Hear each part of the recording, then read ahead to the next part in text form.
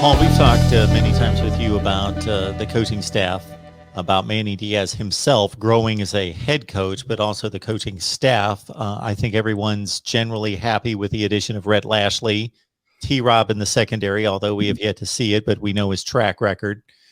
How do you feel about, with the other changes to the coaching staff, just the overall coaching staff as it stands going into 21? Well, I think in the sense of recruiting, I think we're seeing it right now. Recruiting's been a complete 180 at the secondary position unit. We have Chris Graves. We're going to land Traquan Fegans as well at the end of July. That's what all expectations say. If you want a little insight of that, you can go to my YouTube channel. I just interviewed the entire family. And we also, did land Kamari Rogers as well. So that's going to be projected wise. You're going to get 3 4-star cornerbacks. Hopefully, I'm confident Fegans will be a Miami Hurricane. So let's say he does pick Miami. Those are 3 4-star cornerbacks you're going to land in this class. That's a complete 180 that we've gotten from previous years. And, now it's up to development. What we're going to see from our secondary as a whole. Can we get better from previous seasons?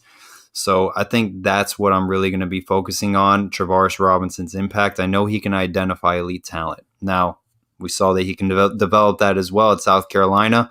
Let's see it happen at the University of Miami. But I'm extremely satisfied with Travaris Robinson coming in, Jess Simpson as well. I think we all saw what he did, which was a tremendous job in 2018. I think he makes the best out of the players he has. I don't think this is our strongest defensive line unit we've seen. I think depth-wise, we're a lot more heavier, more complete at D-tackle than we have been in a while. Our edge rushers, that's a big question mark for me. But I think with Jess Simpson, he's the appropriate coach to lead this defensive line unit. So Travaris Robinson, Jess Simpson have been huge additions to the program. And, DeMarcus Van Dyke has been doing a really good job recruiting as well. For someone who doesn't have the most experience in college football, and he's still building his resume because he was going to go to Utah State and Miami brought him back. I think he's done a very good job so far in this early recruiting class at the cornerback position unit. How confident, you mentioned the run that De'Ara King made against Clemson, and that being, and I remember exactly what you're talking about, that particular run. I know this is difficult since you're not on the practice field and so forth, evaluating his rehab. Yeah. But in regards to that element of his game being what it should be, needs to be against a team like Alabama, where it's going to be one thing if you've got him at full strength versus, okay, we still want him to play and he should be playing, but we're going to have to kind of take that element completely out of the game plan.